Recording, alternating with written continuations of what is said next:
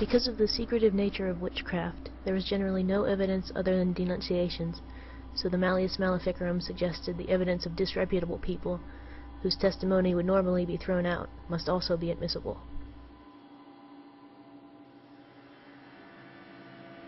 If the accused maintained his or her innocence, it was thought that the devil was trying to prevent the loss of a soul belonging to him, or that he or she had the gift of silence from the use of a powder made from the ashes of an unbaptized male child. The torturers felt that they must, then, use more torture to get a confession. Torquemada was written next to some questions for which satisfactory answers were to be extracted by torture, if necessary.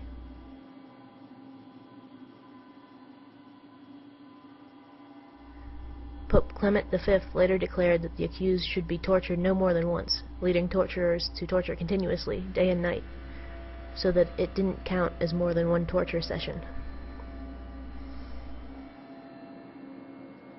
Even the dead could be denounced as witches in some places. The corpses would be unearthed, paraded through the town, and burned at the stake. About 100,000 were burned as witches in Germany alone, but many also died in their cells after torture. But their deaths were attributed to the devil, not to their injuries from the tortures.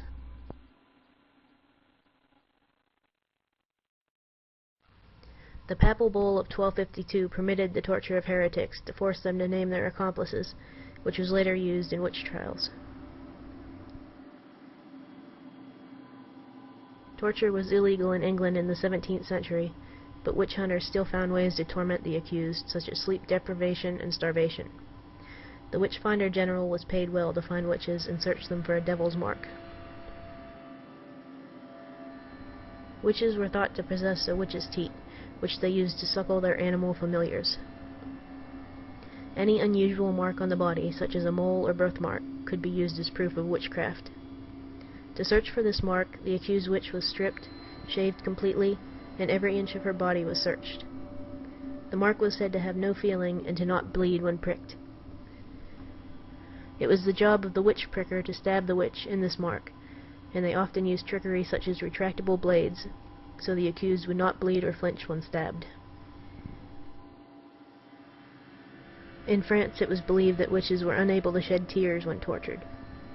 French judge Henri Boguet kept vials which he used to measure the amount of tears, and believed that witches could shed no more than 3 tears from the right eye. Boguet also thought that witchcraft was passed along in the female line, and stressed the sexual elements of witchcraft.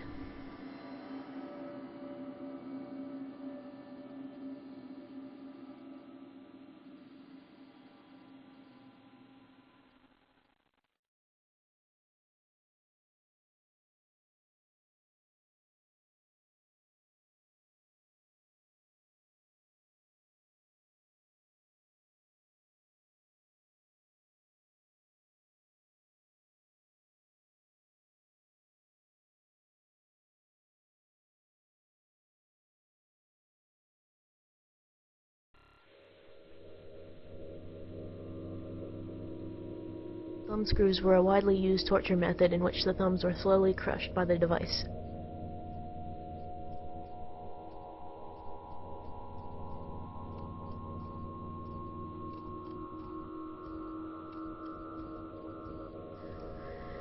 Strappado involved tying a person's hands together and then suspending the person by the arms from the ceiling. Weights were often attached to the feet to intensify the torture.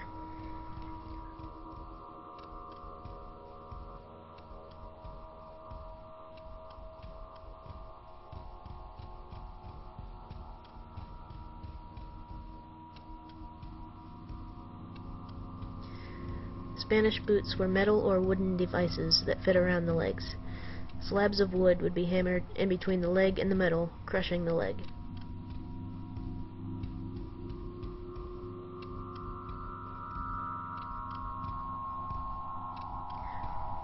The rack could either be upright like a ladder or a horizontal table. The accused was tied to the ropes and the wheels were turned until their limbs were ripped out of the sockets.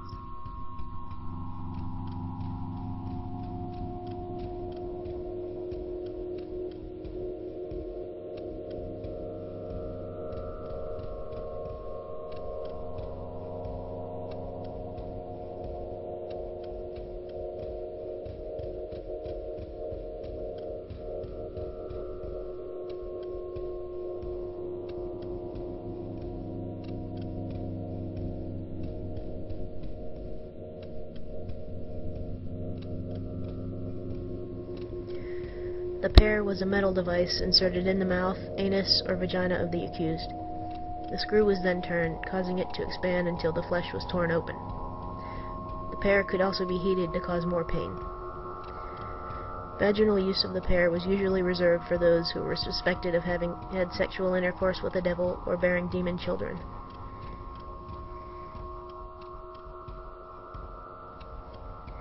Another torture that was used on those suspected of having had sex with the devil was to be sawed in half, beginning at the crotch. Usually the victim died before the saw reached the navel.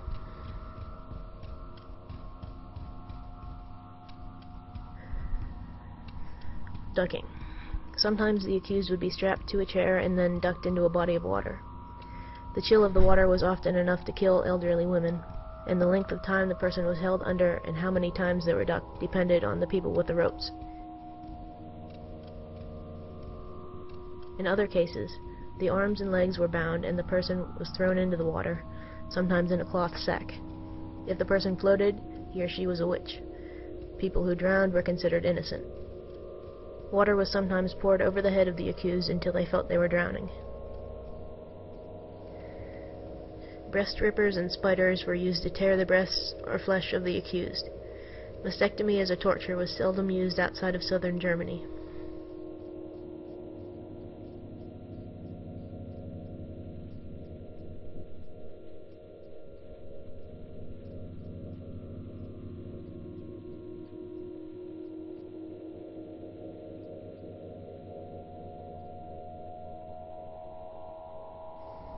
The wheel was most popular in France and Germany. The accused was tied across the wheel and the torturer would break his bones with an iron bar. This was generally only used on men.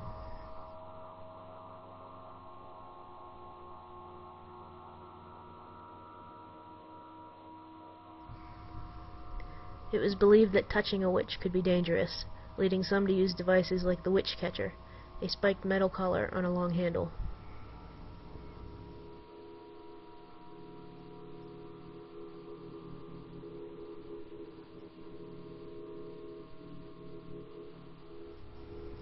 Hanging and burning were the most common methods of execution in Europe. It was considered a privilege to be strangled before being burned, and lower-class people were simply burned alive.